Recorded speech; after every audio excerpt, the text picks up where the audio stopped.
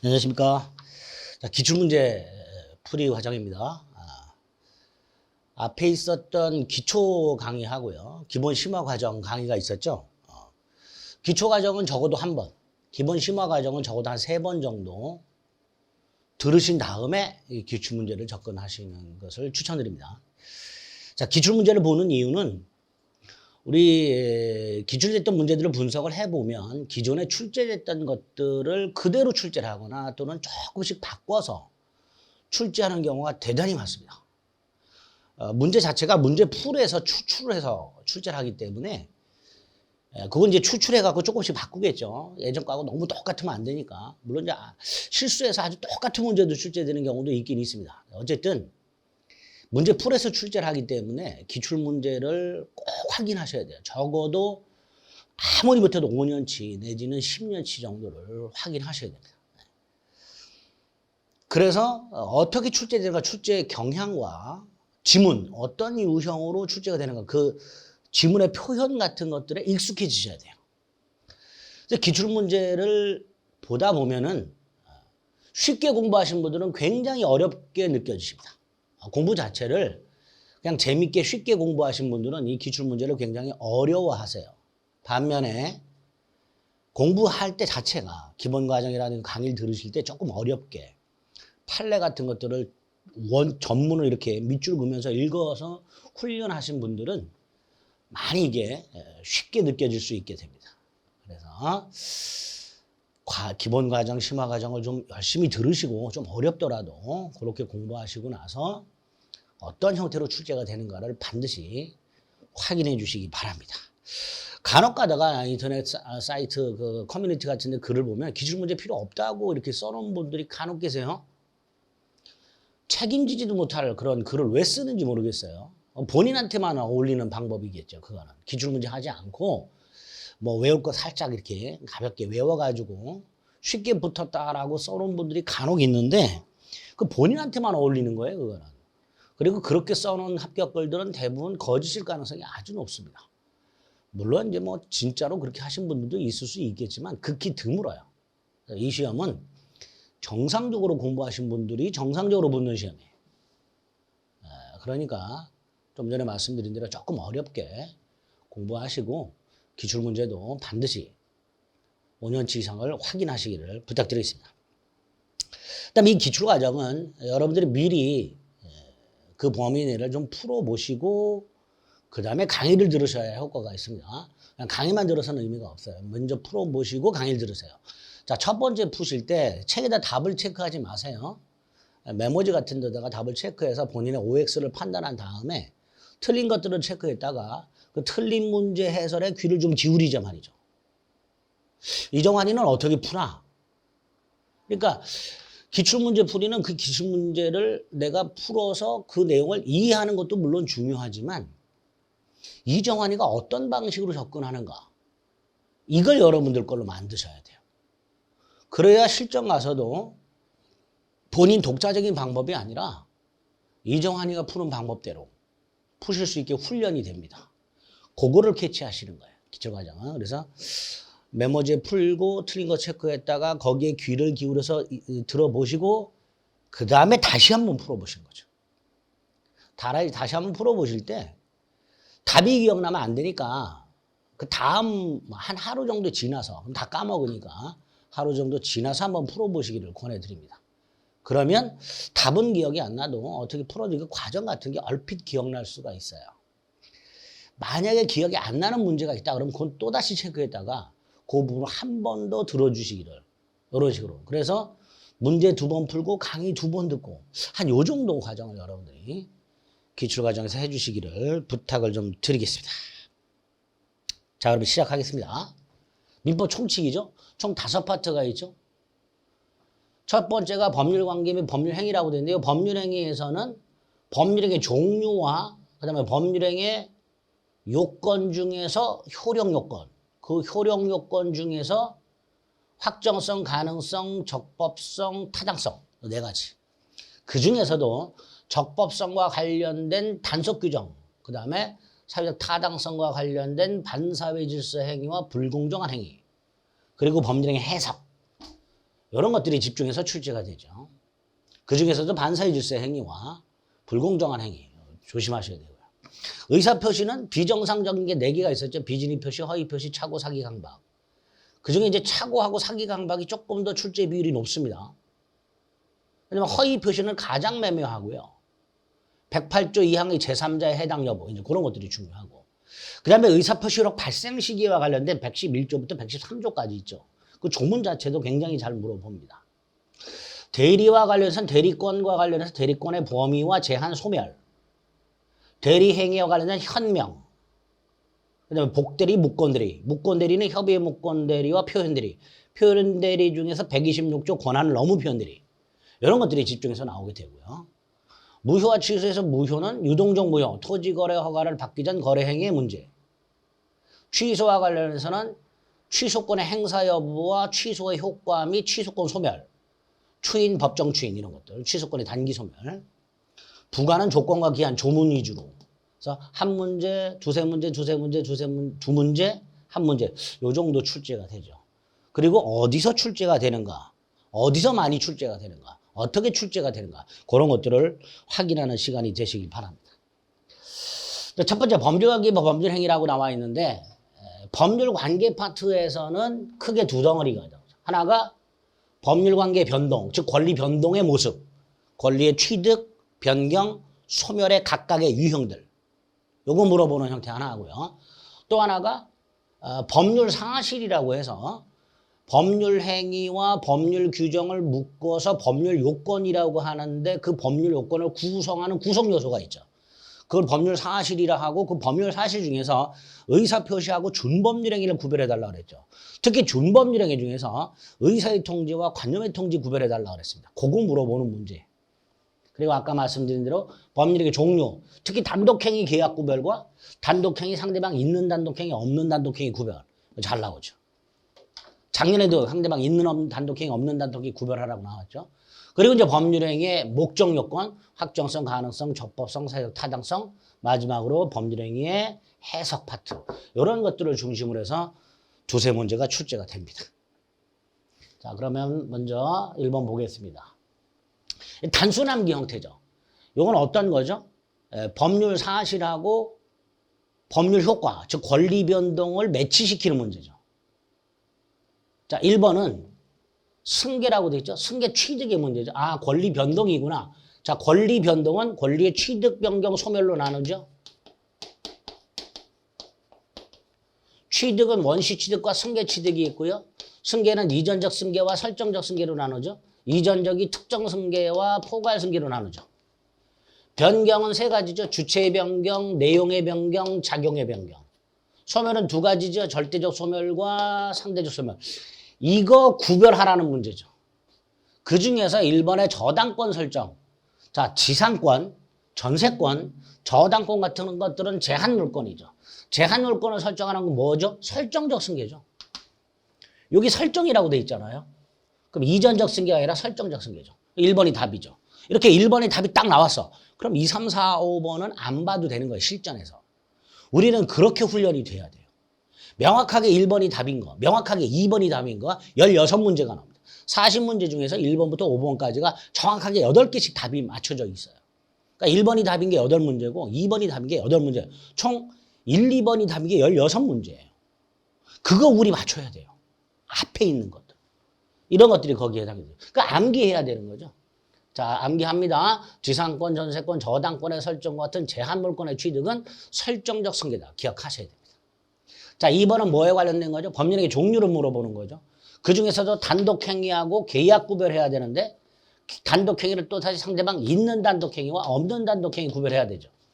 그리고 상대방 없는 단독행위 예를 기억해야 되죠. 유언, 유증, 재단법인 설립행위, 동산소유권 포기. 다시 한번 유언, 유증, 재단법인 설립행위, 동산소유권 포기. 그게 뭐예요? 상대방 없는 단독행위죠. 나왔죠? 동산소유권 포기. 3번은 법률 사실 중에서 의사표시하고 준법률행위를 구별해야 되는데 준법률행위는 또다시 의사의 통지와 관념의 통지 구별해야 되고 의사의 통지에 최고가 있고 관념의 통지에 각종 통지가 있었죠. 그러니까 청약자가 승낙 연착 통지했어요. 뭐예요? 관념의 통지죠. 자, 4번은 다시 권리 취득 중에서 원시와 승계를 구별할 수 있어야 되는데 원시 취득이 뭐가 있죠? 건물 신축이 있죠. 그 다음에 취득 시효가 있죠. 그리고 요 무주물 선점이라든가 유실물 습득이라든가 매장물 발견과 같은 법률 규정에 의한 소유권 취득이 있죠. 요게 원시 취득이죠. 원시 취득. 자, 최근에 조심해야 될 게 하나 있어요. 경매로 인한 권리 취득, 그 승계 취득입니다. 원시 취득이 아니라 경매로 인한 권리 취득은 승계 취득입니다. 경매로 인한 권리 취득은 법률 규정에 의한 취득임에도 불구하고 승계 취득이다. 그건 따로 기억하셔야 됩니다. 법률 규정에 의한 권리 취득은 원칙적으로 원시 취득. 5번 나왔죠? 최고 뭐죠? 의사의 통지죠. 자, 시험에 나오는 게 딱 이렇게 정해져 있단 말이에요. 그러니까 지금 체크해 드린 것 중에서 꼭 외워야 될 것들 꼭 확인해서 외워주시기를 부탁드리겠습니다. 이런 식으로 잘 나오죠. 1번 문제죠. 자, 2번. 아예 대놓고 준법률 행위를 물어봤죠. 법률 사실은 의사표시와 준법률 행위로 구별이 되죠. 그중에 준법률 행위는 의사의 통지와 관념의 통지가 있다고 그랬고요. 의사의 통지는 최고 암기하시면 되고요. 관념의 통지는 무슨 통지 암기하시면 돼요. 요거 찾는 거예요. 다 보이죠? 최고. 3번. 눈에 빡 띕니다. 그러니까 2번 같은 문제도 한 1, 2초면 푸는 거예요. 외워두시면 준법률 행위 외워둡니다. 의사의 통지 최고하고 관념의 통지 각종 통지 승인 기억하시면 됩니다. 이런 건 주는 문제죠. 자, 3번. 법률행위 종류 물어봤죠? 그중에 뭘 물어봐요? 단독행위 구별하는 거 물어보죠. 상대방 있는 단독행위와 없는 단독행위를 구별하는 거죠. 그중에 문제가 뭐라고 했어요? 상대방 있는 단독행위가 아닌 것은 이라고 물었어요. 자, 상대방 있는 단독행위가 아닌 것은 둘 중에 하나예요. 상대방 없는 단독행위하고요. 계약 물어보는 계약. 둘 중에 하나 찾으라는 거예요. 상대방 없는 단독행위하고 계약을 물어보는 둘 중에 하나 고르시면 돼요. 둘 중에 하나가 답으로 들어있겠죠. 뭐가 보여요? 재단법인 설립행위 보이죠. 상대방 없는 단독행위죠. 자, 5번에 이게 이렇게 나오지 않고 무슨 합의 해제가 답으로 나올 수도 있습니다. 합의 해제가 답으로 나오면 뭐죠? 이건 단독행위가 계약이잖아요. 그죠? 이게 답으로 나올 수도 있죠. 그래서 상대방 있는 단독행위가 아닌 것은 그러면 상대방 없는 단독행위 또는 계약을 고르라는 문제고, 그래서 답에 5번처럼 상대방 없는 단독행위가 답으로 나올 수도 있고 요 합의 해제와 같이 계약이 답으로 나올 수도 있게 됩니다. 이런 거 기억해 주시면 되겠습니다. 4번 대놓고 물어봤죠. 작년에 상대방 없는 단독행위를 골라라. 그저 거저 먹는 거죠. 외우시라 그랬잖아요. 상대방 없는 단독행위 뭐가 있어요? 유언, 유증, 유언에 의한 증여, 그 다음에 재단법인 설립행위 좀 전에 봤던 거, 동산 소유권 포기. 4개 암기해 주시면 이런 문제도 그냥 거저 먹죠. 유증, 상대방 없는 단독행위. 이렇게 골라주시면 되겠습니다. 이제 이 유증 같은 건 유언에 의한 증여니까 상대방 있는 단독행위처럼 보이는데요. 사실은 상대방 있는 단독행위라면 그 의사표시가 상대방한테 도달해야 효력이 생겨요. 그런데 유증을 한 자가 사망할 때 효력이 생겨요. 갑이 유언서에다가 내가 죽으면 땅을 을에게 줘라 이렇게 유증을 했다. 갑이 죽고 난 다음에 그 유증이 을에게 도달해야 효력이 생기는 게 아니라 유증을 한 갑이 사망할 때 효력이 생겨요. 그래서 상대방 없는 단독행위가 되는 거예요. 상대방 있는 단독행위라면 있는 단독행위라면 그 유증이 을에게 도달해야 효력이 생겨요. 그런데 유증은 상대방 없는 단독행위이기 때문에 그 유증이 을에게 도달하지 않고 유증을 한 갑이 사망할 때 효력이 생기기 때문에 상대방 없는 단독행위다. 이렇게 생각하시면 되겠습니다. 암기하시는 거예요. 이런 것들. 여기까지 다 암기하는 거죠. 자, 그 다음 이제 5번부터 중요한 거죠. 법률의 목적과 관련해서 법률 행위가 유효하려면 몇 가지 요건이 필요하죠. 당사자는 능력이 있어야 되고, 그 다음에 그 법률의 목적이 확정성, 가능성, 적법성, 타당성을 갖춰야 되고, 의사표시가 일치하고 하자가 없어야 되죠. 그거와 관련된 걸 물어보는데 그 중에서도 특히 목적과 관련해서는 4가지 중에서 적법성하고 사회적 타당성을 주로 물어보죠. 적법성과 관련해서는 일단 강행규정과 임의규정 구별해야 되죠. 강행규정을 위반하면 무효고 임의규정을 위반하면 무효가 아니죠. 그 다음에 강행규정이 또다시 효력규정과 단속규정으로 나누게 되고요. 단속규정을 위반했을 때도 처벌이 될 뿐 무효는 아니죠. 이런 거 물어보는 거예요. 무효인 범죄 행위를 골라라 그러면 이런 것들 물어보는 거예요. 거기에다가 요거 사회적 타당성과 관련된 반사회 질서 행위 무효인 거 아닌 거, 불공정한 행위 무효인 거 아닌 거 이런 것들을 물어보게 됩니다. 그래서 요거 가지고 어떤 행위가 유효냐 무효냐를 물어보게 됩니다. 그중에 동그라미 1번 단속규정 물어보는 거죠. 단속규정 뭐 암기하셔야 돼요? 중간생략 등기 금지 규정. 토지거래 허가구역을 제외한 곳에서의 미등기 전매 행위 및 중간생략 등기 금지 규정. 단속규정 위반 유효 이렇게 돼요. 위반 유효. 일단 분양권 전매 제한 규정. 이것도 출제가 됐죠. 아파트 분양권 전매 제한 규정. 마지막이 1번이죠. 직접 거래 금지 규정. 계약공인기중개사가 임대인으로서 직접 의뢰인과 체결한 임대차 계약. 뭘 위반한 거죠? 단속 규정을 위반했죠. 따라서 무효가 아니죠. 무효가 아니게 됩니다. 그다음에 2번 공인중개사 자격증 이거는 민법 문제라기보다는 공인중개사법 문제예요. 공인중개사법에서 많이 보셨을 거예요. 공인중개사 자격이 없는 자가 중개 행위를 했다. 그래서 수수료를 이건 무효죠. 그런데 우연히 일회성으로 한 중개 행위. 이건 무효가 아니죠. 그래서 여기서 포인트가 우연히 일회성 중개 행위가 됩니다. 이럴 땐 무효가 아니다. 자, 3번은 반사회 질서 행위와 관련해서 민사사건과 형사사건을 구별해야 되죠. 민사사건 성공보수약정과 형사사건 성공보수약정을 구별하셔서 형사사건 성공보수약정은 반사회 질서 행위로 무효죠. 그러나 민사사건 성공보수약정은 반사회 질서 행위가 아니죠. 유효죠. 그러니까 이 유효 이렇게 되겠죠.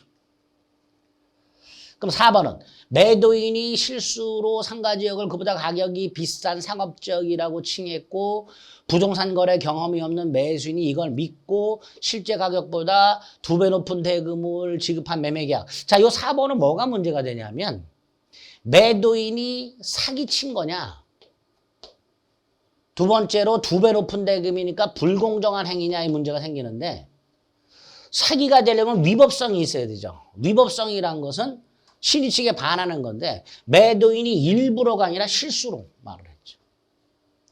그 다음에 2배 높은 대금 급부와 급부가 불균형하기는 하지만 그렇다 해서 매수인 자 요건 갖춰야 되죠. 궁박경설 또는 무경험 무경험하네요. 문제는 매도인에게 폭리의사가 있냐 말이죠. 4번 지문을 아무리 눈을 씻고 찾아봐도 폭리의사가 보이질 않아요. 매도인에게. 그러면 4번은 사기에 의한 의사표시도 아니고 불공정한 행위도 아니겠죠. 유효 이렇게 되겠죠. 하나 남았네요. 5번 기억해야 됩니다. 이거 자주 나오는 판례입니다. 다수의 보험계약을 체결하여 보험금을 부정하게 편취할 목적으로 체결한 보험계약. 이거 반사회 질서 행위로 무효다 라고 보고 있습니다.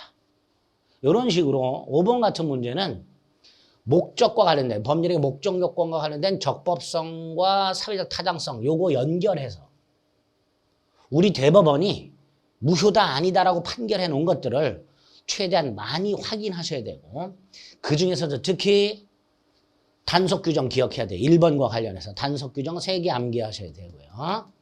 반사회 질서 행위와 관련해서 3번, 5번 구별해서 기억을 꼭 해주셔야 됩니다. 암기하는 거예요. 이것들도 다. 6번도 마찬가지죠. 무효가 아닌 것은 이라고 되어 있습니다. 자, 동그라미 1번은 뭐죠? 통정허위 표시죠. 자, 이거는 지금 의사표시 요건까지 연결이 되어 있죠. 의사표시, 비진의 표시, 허위 표시, 착오, 사기 강박. 그 중에서 1번은 요거죠. 108조. 허위 표시죠. 통정 허위 표시죠. 무효죠.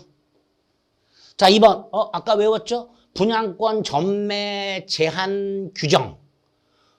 분양권의 전매 행위를 제한하는 규정은 단속 규정이니까 그걸 위반했다 하더라도 처벌이 될 무효는 아니죠. 근데 3번은 국가기관의 허가가 필요한 행위, 원칙적으로 그 허가 없이 한 행위, 요거는 무효가 됩니다. 어떤 행위할 때 국가기관의 허가를 받아라, 강행 규정입니다. 그리고 효적 규정. 따라서 허가 없이 한 기본재산 처분 행위는 뭐가 된다? 무효가 됩니다. 무효가 된다. 그럼 요건 무효죠? 요건 무효가 아니죠? 요건 무효죠? 무효가 아닌 거 고르니까 1번 고르면 되는 거죠. 그러니까 단속 규정 암기하고 있으면 6번도 2번 딱 체크할 수 있는 거죠. 4번은 도박자금을 빌리는 거 반사의 질서입니다. 그 도박자금 빌린 걸 변제하기로 하는 것도 반사의 질서입니다. 5번은 딱 보면 뭐예요? 공무원에게 청탁하고 대가 지급이죠. 이게 뭐예요? 뇌물이죠. 뇌물을 주기로 하는 약정은 반사회 질서 행위로 무효가 됩니다. 그래서 요건 108조 허위 표시로 무효. 요거는 강행 규정 중에 효력 규정 위반 무효. 요 두 개는 반사회 질서 행위로 무효. 이렇게 되겠죠. 이런 식으로 문제가 나온단 말이죠. 법률의 효력 요건을 묶어가지고 유효냐 무효냐를 판단해라. 이런 문제가 최근에 출제가 잘 됩니다. 7번. 대놓고 물어봤네요. 효력 규정이 아닌 걸 고르라고 돼 있는데요. 효력 규정이 아닌 걸 고르라. 그러면 두 가지죠. 보세요. 제가 규정을 강행 규정, 임의 규정으로 나누고 강행 규정을 효력 규정, 단속 규정으로 나누다 그랬죠. 여기서 효력 규정이 아닌 것 고르라 그러면 두 가지죠. 단속 규정 또는 임의 규정 고르라는 거죠. 그리고 단속 규정 우리가 세 가지 외운 게 있고요. 임의 규정은 하나 암기하시면 돼요. 임차인의 비용 상환 청구권. 이게 임의 규정이에요. 그러니까 결국 효력 규정이 아닌 것을 고르라 그러면 단속 규정 또는 임의 규정을 고르라는 거예요. 그럼 골라봅니다. 기업, 중간생략 등기 금지 규정, 단속 규정이죠. 직접 거래 금지 규정, 단속 규정이죠. 그러니까 기억하고 니은은 단속 규정이란 말이죠. 그래서 일단 기억 니은이 들어가야 돼요. 효력 규정이 아닌 걸 모두 고르라 그랬으니까 기억 니은이 모두 들어있어야 돼요. 이거밖에 없죠. 디귿 볼 필요가 없네요. 답은 4번이 되겠죠. 디귿은 뭐예요? 공인중개사법상 계약공인중개사가 법령에 규정된 보호수 등을 초과하는 경우 법에서 규정된 중개 수수료를 초과하는 경우에 우리 대법원은 초과 부분 무효라고 하죠. 초과 부분 무효. 전체가 무효가 아니라 초과 부분 무효. 판례입니다. 그래서 효력 규정이 아닌 거 답 4번 이렇게 골라주시면 되겠죠. 어렵지 않지요? 자, 그 다음에 이제 다이렉트로 반사의 질서행위 물어보면. 자, 여기에서는 8번 같은 형태의 문제가 굉장히 많이 나오는데, 이게 뭐죠? 반사의 질서행위 인거 아닌 거 구별하라는 거죠. 자, 반사의 질서행위 아닌 것들 중에서 우리가 꼭 기억해야 될 게 몇 개 있었어요. 뭐, 강행규정, 법률행위 성립과정에 강박이라는 불법적 방법이 사용된 경우, 그 다음에 강제평을 면할 목적으로 뭐, 가장매매 따위, 가장저당권 따위를 설정하는 경우, 이런 것들은 반사의 질서가 아니었었죠. 그런 것들을 물어보는 게 주가 됩니다. 그리고 이제 이 8번은 일반적인 거예요. 어떤 행위가 반사의 질서 행위냐 아니냐, 그 행위가 유효냐 무효냐를 판단하는 것은 행위 당시 기준, 원칙입니다. 행위 당시를 기준으로 판단합니다. 그래서 목적의 실현 가능성과 관련해서도 행위 당시 불가능한 원시적 불능이 무효가 되는 거예요. 행위 당시를 기준으로 판단한다는 거. 이거 꼭 기억해 두셔야 돼요. 그 다음에 무효라, 어떤 법률행위가 무효라는 것은 그 행위 당사자뿐만 아니라 누구든지 무효라고 주장할 수 있습니다. 누구든지 무효라고 주장할 수 있는 걸 원칙으로 합니다. 그러니까 1번하고 2번은 그냥 상식적인 거다라고 생각하고 머릿속에 넣어주세요. 3번 같은 것들은 뭐 굳이 어떤 행위가 사회질서에 반한다. 사회질서라는 건 시대 변화에 따라 다르죠. 조선시대 사회질서와 고려시대 사회질서와 현대 사회질서가 다르잖아요. 그러니까 어떤 행위가 사회질서에 반한다라는 판단은 변화하는 가치관념, 시대 가치관념을 당연히 반영해야 되겠죠. 1번, 2번, 3번 같은 것들은 그냥 상식적으로 기억해두고 상식적으로. 1번, 2번, 3번 같은 것들. 자, 4번 나왔네요. 아까도 봤죠? 다소의 보험계약을 통하여 보험금을 부정취득할 목적으로 체결한 보험계약은 반사회 질서 행위로 무효다 그랬죠. 4번 옳은 질문이죠. 그럼 답은 5번이겠네요. 그죠? 대리인이 매도인의 배임 행위에 적극과 담화에 이루어진 부동산 이중매매라고 되는데 이건 조금 이따 이중매매에서 볼 건데 보세요. 갑이 을에게 땅을 사오라고 부탁을 했어요. 자, 을이 갑의 대리인입니다. 을이 병소유 부동산을 매수합니다. 갑의 대리인으로서. 그런데 이게 제2매매예요. 병은 이미 제1매매를 한 상태야. 이렇게. 자, 그런데 제2매매가 반사회질서 행위로 무효가 되는 경우가 있었죠. 어떤 경우? 제2매수인이 적극가담을 한 경우. 그런데 지금 이 경우에는 제2매수인이 직접 거래하는 게 아니라 대리인을 통해서 거래하죠. 그런데 대리인을 통해서 거래했을 때는 그 행위의 하자 유무를 대리인을 기준으로 판단하도록 돼 있죠. 116조 1항. 대리까지 연결이 돼 있어요. 따라서 제2매수인이 아니라 제2매수인 갑이 아니라 제2매수인의 대리인이 적극가담을 했다면 설령 제2매수인이 적극가담하지 않았다 하더라도 제2매수인의 대리인이 적극가담한 행위는 반사회질성으로 무효가 된다. 이게 판례죠. 그러니까 5번 틀렸죠. 제2매수인의 대리인이 적극가담을 했다. 그러면 제2매수인 본인이 설령 적극가담하지 않았다 하더라도 또 대리인의 적극가담 사실을 몰랐다 하더라도 그 대리인의 제2매매 계약은 반사회질성이 된다. 이렇게 되겠죠. 이것도 아주 자주 등장하는 판례 중에 하나입니다. 꼭 기억을 해 두셔야 됩니다. 자, 9번. 반사의 질서 행위냐 아니냐 대놓고 물어본다 그랬죠. 그래서 여기서는 반사의 질서 행위가 아닌 것들을 꼭 기억하자 그랬죠. 그 중에서 2번 봅니다. 도박자금 대여 반사회 질서 행위죠. 4번 봅니다. 뇌물 주는 거 반사회 질서 행위죠, 이거. 자, 2번, 4번은 우리 익히 아는 거죠. 앞에서 반복해서 나왔잖아요. 도박자금 빌려주는 거, 도박자금 갚는 거, 청탁하고 대가 지급하는 거, 반사회 질서 행위죠. 그 다음에 5번을 봅니다. 반사회 질서 행위가 아닌 것 꼭 기억해야 될 게 3개가 있어요. 그 중에 하나가 이거죠. 채권자에게 돈을 갚지 않아서 채권자가 경매를 하려고 그래요. 강제 집행, 경매입니다. 채무자가 이걸 피할 목적으로 친구하고 가짜로 매매 계약을 하거나 친구 이름으로 가짜 근저당권을 설정하는 행위는 우리 민법 108조 허위 표시로 무효가 됩니다. 허위라고 돼 있죠. 108조 허위 표시로 무효가 될 뿐 반사회적 행위로서 무효가 아니죠. 그러니까 답이 5번이 되는 거예요. 나온단 말이에요. 아주 잘 나와요, 5번. 요거 말고 또 하나가 있죠. 법률의 성립 과정에 강박이라는 불법적 방법이 사용된 경우. 또 하나가 세금 따위를 줄일 목적으로 다운계약서 쓰는 경우. 이런 것들은 반사회 질서 행위가 아니다가 판례예요. 그 3가지는 꼭 기억을 해 두셔야 돼요. 답은 5번이죠. 자, 2번하고 4번은 반사회 질서 행위고요. 자, 1번. 과도하게 중한 위약발 약정. 과도가 포인트입니다. 100만 원짜리 물건을 팔면서 대금을 지급하지 않으면 1억을 배상한다. 이런 것들이 과도한 위약발 약정이에요. 반사회 질서 행위로 봅니다. 또 소송에서 증언을 해달라.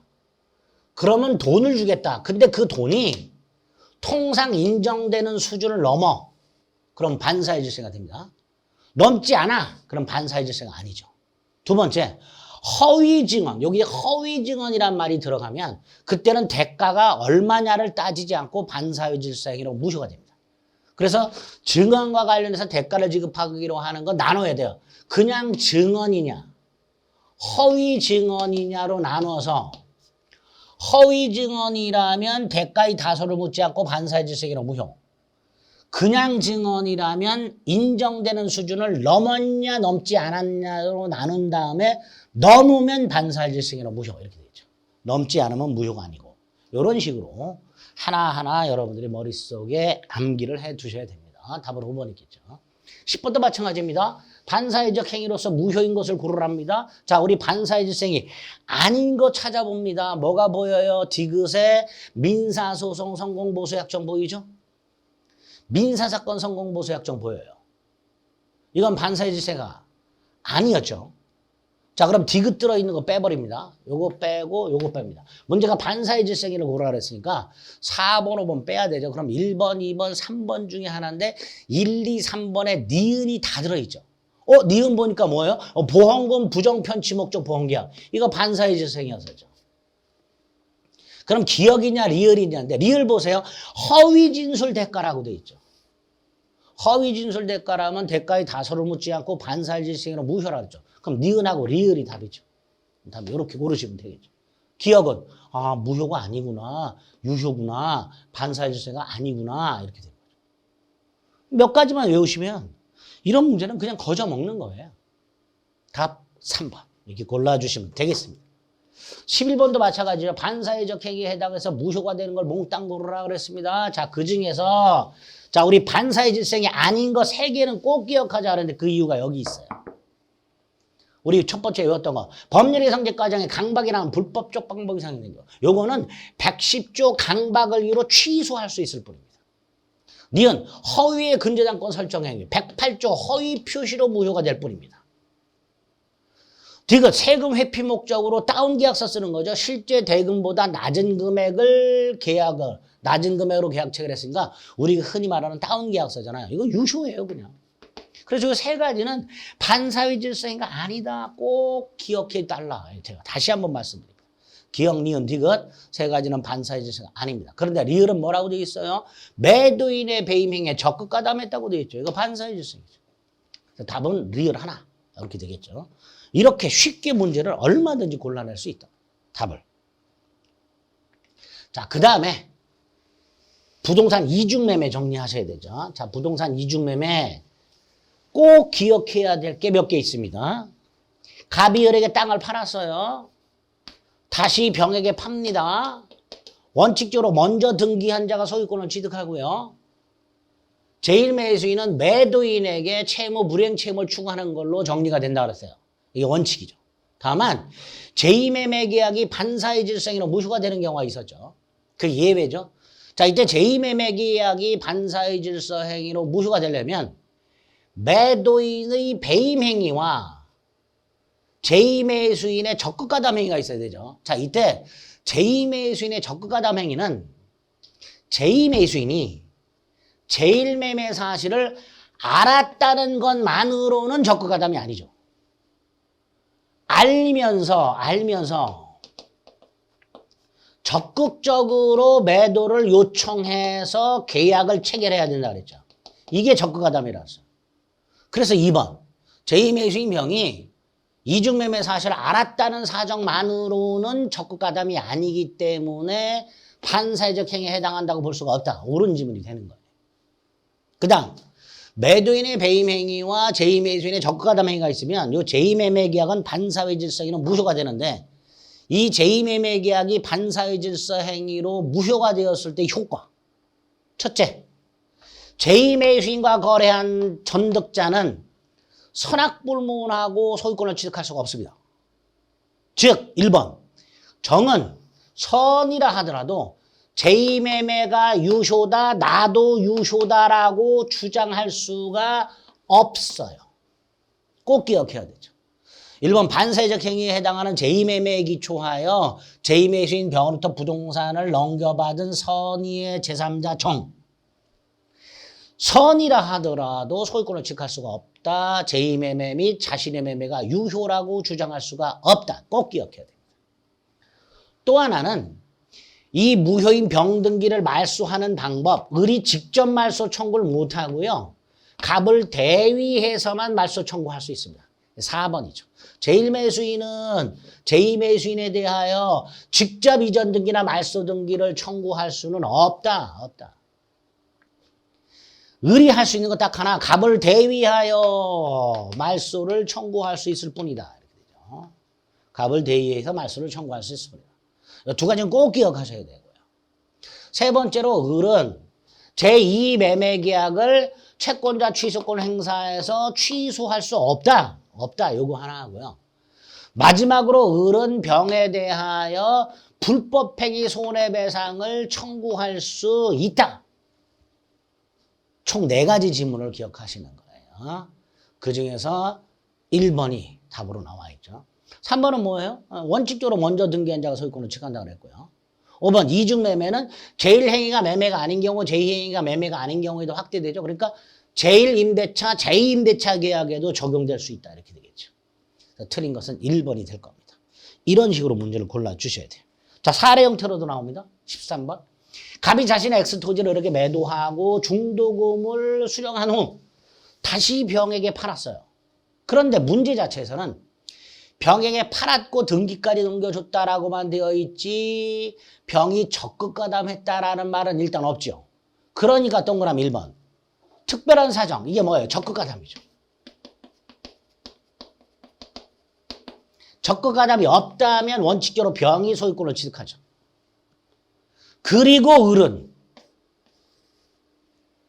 갑이 병에게 등기를 넘겨줌으로써 을에 대한 등기 이전은 불능이 됐으니까 이행불능이 되는 거죠. 그럼 을은 갑에 대해서 이행불능을 이유로 계약을 해제하고 손해배상을 청구할 수 있는데 이때 이행불능을 이유로 한 해제는 546조에서 우리 계약법 가면 나오죠. 546조에서 최고 없이 해제할 수 있도록 있죠. 이행지체는 최고 후 해제고요. 이행불능은 최고 없이 해제할 수 있었죠. 2번 옳은 질문이죠. 근데 3번은 병이 적극가담했어요. 반사의 질성이나 무효죠. 자, 반사의 질성이나 무효일 때 기억해야 될 거. 을은 병을 상대로 직접 이전 등기나 직접 말소 등기를 청구할 수 있는가? 없다죠. 갑을 대위해서만 말소를 청구할 수 있다 그랬어요. 한번 옳은 질문이죠. 4번 갑과 병의 계약이 반사의 질성이로 무효일 때 병으로부터 X토지를 전득한 정. 뭐라 그랬어요? 정은 선이라 하더라도 소유권을 취득하지 못한다 그랬죠. 자, 5번 또 나왔어요. 만약에 병이 직접 갑하고 계약을 한 게 아니라 병의 대리인 무가 갑과 계약을 했고요. 그 무가 적극가담을 했어요. 병의 대리인 무가 갑의 배임행위에 적극가담했어요. 아까 뭐라 했어요? 병의 대리인의 적극가담. 병의 적극가담하고 똑같죠? 따라서 병이 설령 그러한 사정을 모르고 있었다 하더라도 병의 대리인 무의 적극가담한 행위는 반사의 질서 행위로 무효가 되니까 병은 소유권을 취득할 수가 없다가 되겠죠. 그죠? 어려운 것 같아도요. 우리가 반복해서 보다 보면 하나의 이렇게 흐름이 나와요. 주로 어떤 지문이 출제가 되며 어디서 답을 트는가 이런 것들이 눈에 보이기 시작합니다. 그래서 기출됐던 것 중에서 반복적으로 출제되는 것들을 한꺼번에 정리를 하다 보면 우리가 흔히 왁구라고 해서 그게 보이기 시작합니다. 반복하다 보면. 그래서 하는 거예요. 답이 5번이 되겠죠. 자, 사례 형태가 또 나옵니다. 14번. 갑이 자신의 부동산을 을에게 매도했어요.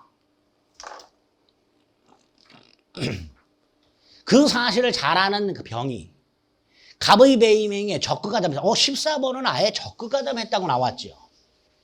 갑의 배임행위에 적극가담했다고 나왔어요. 아예. 앞에 13번은 그냥 매매했다고만 나와 있었고요. 14번은 아예 병이 적극가담했다고 나왔어요. 그럼 당연히 갑병사의 매매는 반사의 질성으로 무효죠. 그 다음에 2번 을은 병에게 직접 이전등기 청구할 수 없다 그랬죠. 3번 을은 갑을 대위하여 말소를 청구할 수 있을 뿐이다 그랬죠. 4번 병으로부터 부동산을 전득한 정은 선이라 하더라도 소유권을 취득할 수 없다 그랬죠. 또 나왔어요. 그러니까 4번이 답이 되잖아요. 맨날 나오는 거예요. 이렇게. 5번 을은 갑병사의 계약을 취소할 수 있다 없다? 없다. 채권자 취소권을 행사할 수가 없다. 추가적으로 기억할 게 두 가지라 그랬잖아요. 을은 제2 매매계약을 채권자 취소권 행사해서 취소할 수 없다 하고요. 간혹 요것도 나올 수 있다. 을은 병에 대해서 직접 불법행위 손해배상 청구할 수 있다. 병이 적극가담했을 때 이렇게 나올 수 있게 됩니다. 틀린 것은 4번이 되겠죠. 벌써 이거 2번이나 답으로 나왔죠. 그 다음에 15번은 불공정한 행위니까 한꺼번에 보고요. 16번을 먼저 보겠습니다. 16번도 이중매매죠. 갑은 자신의 X부동산을 을에게 매도하고 계약금과 중도금을 받았다. 그 후 병이 갑의 배임 행위에 뭐 했다? 여기도 적극가담이 나왔죠. 그래서 병명의로 소유권 이전 등기를 맞췄다. 자, 1번 또 나왔어요. 갑은 병에게 직접 이전 등기를 청구할 수가 없습니다. 직접 말소 등기도 청구할 수 없습니다. 자, 2번 나왔죠. 을은 병에 대해서 뭐 할 수 있다? 불법 행위를 이유로 손해배상을 청구할 수 있다. 병이 적극 가담하는 행위는 그래서 갑이 을에게 팔아먹은 부동산을 병이 중간에 적극 가담해서 가로채는 행위는 을에 대한 불법 행위가 된다라는 게 판례예요. 그러니까 불법 행위를 이유로 손해배상을 청구할 수 있다가 되겠죠. 자, 3번은 문제에서 계약금만 받은 게 아니라 중도금까지 받았죠. 중도금 지급이 뭐예요? 이행 착수죠. 우리 입법 565조에 의하면 이행을 착수하면 더 이상 계약금 해제 못하죠. 계약금 해제는 계약금을 준 사람은 계약금을 포기하고 받은 사람은 백을 상환하고 해제하는 건데 이렇게 계약금 해제하려면 이행 착수 전에만 할 수 있죠. 근데 중도금 지급은 이행 착수란 말이에요. 그러니까 따라서 계약금 해제할 수 없다죠. 3번 옳은 지문이죠. 5번 병명의 등기는 유효가 될 수 없다. 반사회 질서 행위나 강행규정 위반 행위, 반사회 질서 행위, 불공정한 행위는 절대적 무효이기 때문에 추인하더라도 효력이 없어요. 우리 민법 139조 무효행위 추인이라는 게 있는데 거기 조문을 보면 원칙과 예외로 나눠져 있는데요. 원칙이 뭐라고 되어 있느냐? 무효인 법률 행위는 추인하더라도 효력이 없다라고 되어 있어요. 그게 뭐냐? 강행규정 위반 행위, 반사질서 행위, 불공정한 행위. 이런 것들은 추인하더라도 효력이 없어요. 그러니까 추인하더라도 유효가 될 수 없다. 이렇게 되겠죠. 5번 또 나왔어요. 만약에 선의의 정이 병과 매매를 했어요. 자, 정. 선이라 하더라도 소유권 취득할 수 있다 없다? 없다 그랬죠. 즉 정은 갑병 매매가 유효다 나도 유효다라고 주장할 수가 없다죠. 또 나왔죠. 틀린 것은 5번 이렇게 됩니다. 이렇게 이중 매매가 사례 형태로 자주 출제가 되고 이런 형태로 나오면 답으로 나오는 게 정해져 있단 말이죠. 그거를 정확하게 숙지를 하시면 제가 4가지는 꼭 기억하셔야죠. 그거만 정확하게 숙지하시면 얼마든지 문제를 푸실 수 있게 됩니다. 그래서 반사회 질서 행위 이중 매매 사례 문제까지 살펴보셨습니다. 279페이지 살펴보셨고요. 다음 시간에는 15번의 불공정한 행위하고 280페이지 17번 이런 식으로 그 같은 유형의 문제를 묶어서 설명을 드리도록 하겠습니다. 수고하셨습니다.